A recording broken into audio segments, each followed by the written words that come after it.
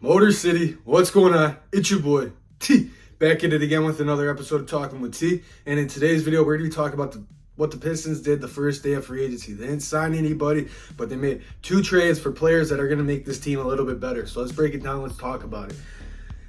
And I'm glad we didn't spend money on a player that's not going to live up to that contract. Nothing against Cam Johnson, but I didn't really want to give Cam Johnson $100 million.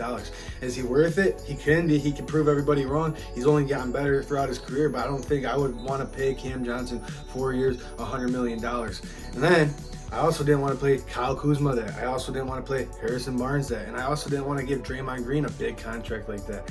I wanted those players because those players would make us better, but I didn't really want to spend money on those types of players when, in the future, when we got these two players that are coming in on expiring contracts. We're going to contracts as Cade, Ivy, Duran, and our young core continue to develop. We're going to have money to spend on bigger free agents later down the line. That's why I'm kind of okay with not making a big splash yesterday. That's why I'm okay with not going to sign those players that I aforementioned. Now let's talk about the players that we traded for. We're taking on Joe Harris's $20 million contract, and we get 2 extra second-round picks. So we're just clearing cap space for the Brooklyn Nets. I really like Joe Harris. I think he's going to be a great piece to this team, and maybe he's got to start now because you got him for $20 million, but I don't want him to start. I want him to come off the bench because I think our bench just got a lot better yesterday. Because your starting lineup should be looking like this. You got Cade, Jaden Ivey, Bojan, then you're going to have probably Bagley or Asar Thompson, and then you're going to have Wiseman or Duran there.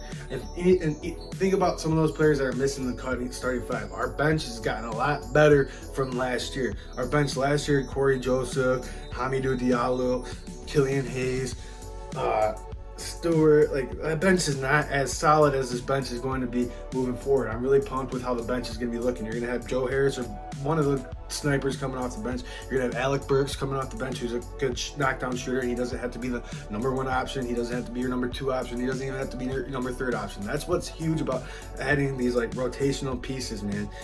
None of these guys got to force it. They can just sit back and go into their role that they came in to the league playing with. So you got Alec Burks, Joe Harris, they're known for knocking down shots. That's all they got to do. They don't have to do any of the playmaking because that's going to be Cade and Jaden Ivey. Now let's talk about getting Monty Morris back.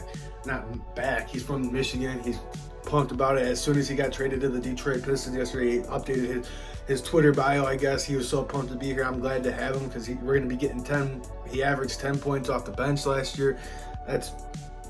I'm so excited with how our bench is going to be looking because the last few years, the last decade of Detroit Pistons basketball, they've had an awful bench. They've had an awful defensive team. You just hired that with Monty Williams. You fixed that with Asar Thompson. You fixed that with Marcus Sasser. You got a competent head coach now. There's nothing against Dwayne Casey. His style of basketball is just running out of style. Now you got Monty Williams coming in here. That's a huge off. This offseason has not been that bad for the cards that we were dealt. I said this in the video the other day, but we weren't dealt the number 1 overall pick. We missed out on the Victor Wembanyama sweepstakes. We all thought we weren't going to get Monty Williams. We all thought we were going to get Kevin Ali, Jaron Collins, or Kevin Lee from the Milwaukee Bucks. We thought we were going to get one of those coaches. That's how bad the offseason could have went. But instead, we got Monty Williams. We got two solid draft picks, and then you just added up 2 solid players. So your bench got a lot better. Your starting lineup got better from last year.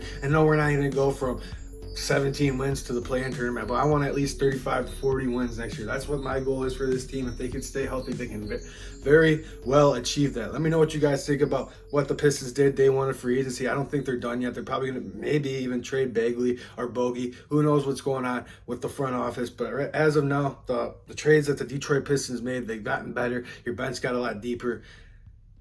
You're better off than you were last year, and that's all I can ask for. We made improvements. We didn't get any worse. So let me know what you guys think in the comments down below. Like the video, comment on the video, subscribe to the channel. Please help this channel grow. I appreciate you guys for tuning in. Motor City signing out. Let's get it.